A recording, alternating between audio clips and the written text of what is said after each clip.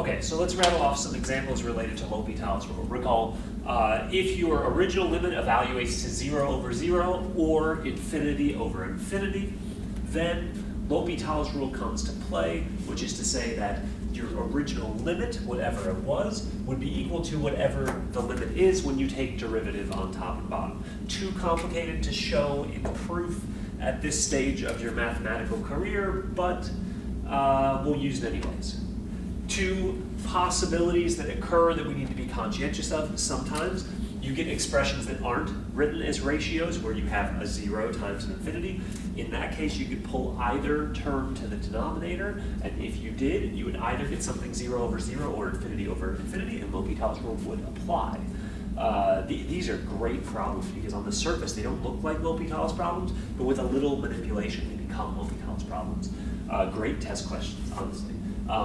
Another case that shows up, and this is also another good testable scenario, is a time when L'Hopital's rule would apply repeatedly. Because what if you start with an expression that evaluates to 0 over 0 or infinity over infinity, and then you apply L'Hopital, and then you again get something 0 over 0 or infinity over infinity, rather than panicking and freaking out and being worried about, oh my gosh, what's happening? Well, hey, you just got something back that applies to L'Hopital's rule. Run it through L'Hopital again and see what happens.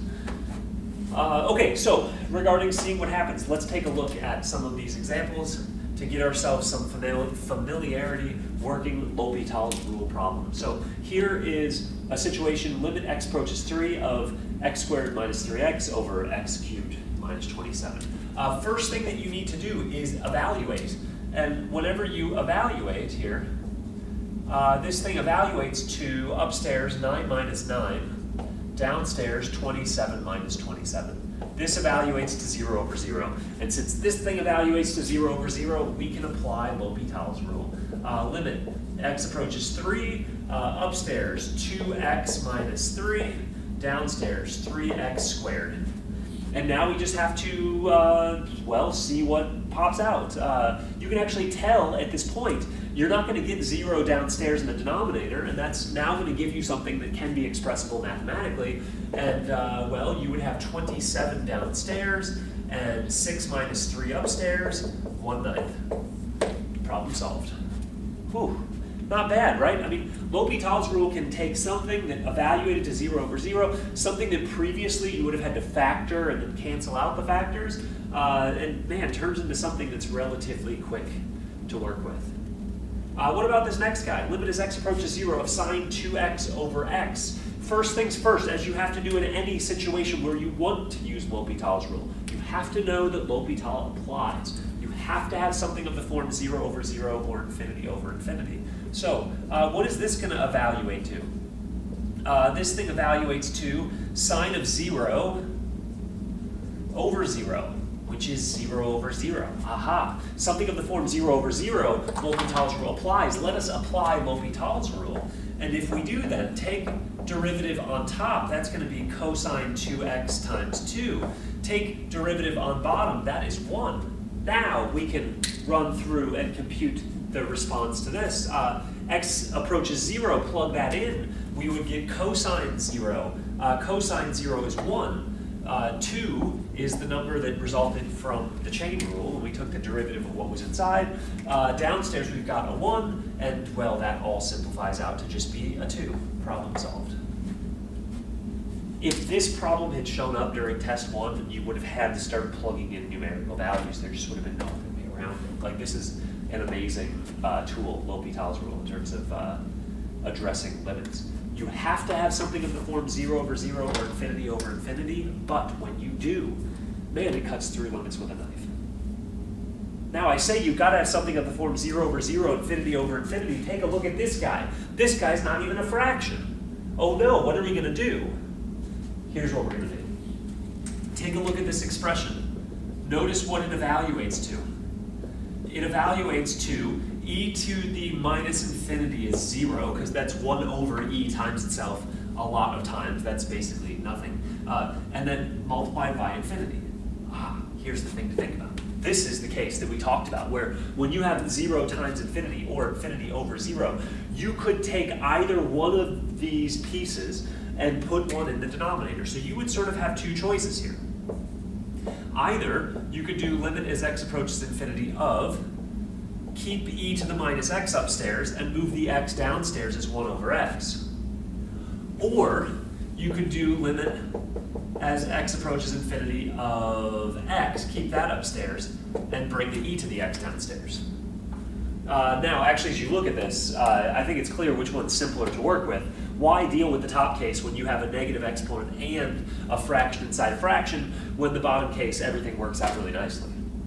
Now, when you evaluate here, at this point, after rearrangement, this evaluates to infinity over e times itself a certain number of times, well, a lot of times, in fact, is infinity. So now we can use L'Hopital's rule here. So applying L'Hopital's rule, we get limit as x approaches infinity, 1 upstairs, derivative of e to the x is e to the x, and now we have something that we can work with, because now we just have a 1 upstairs and the denominator going to infinity. And as the denominator gets big, when the numerator stays the same, the fraction gets small, really small in fact.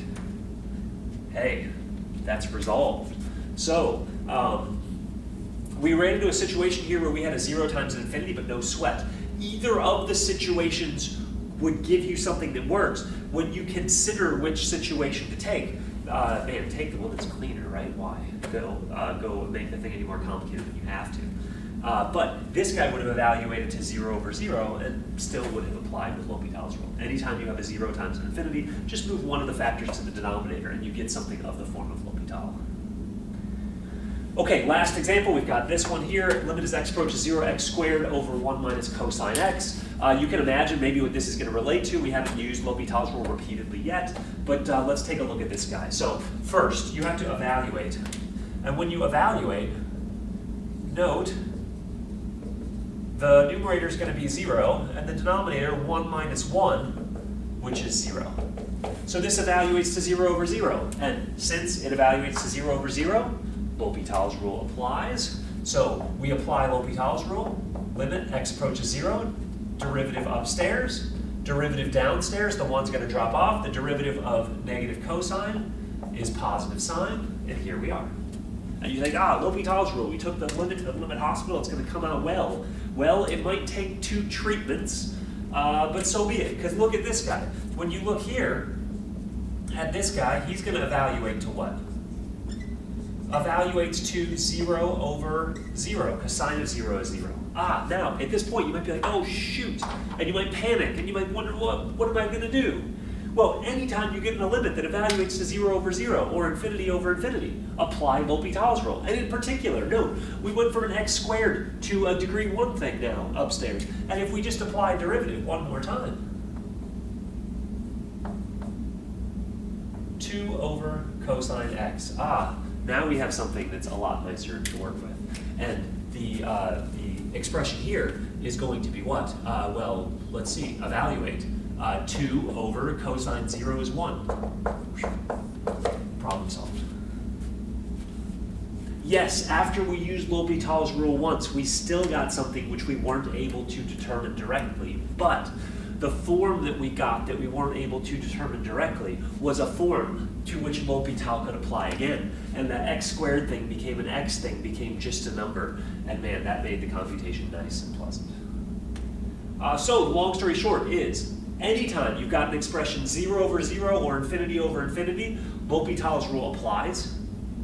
If you end up with an expression involving multiplication, 0 times infinity, you can rearrange that in order to get it of the form infinity over infinity or 0 over 0.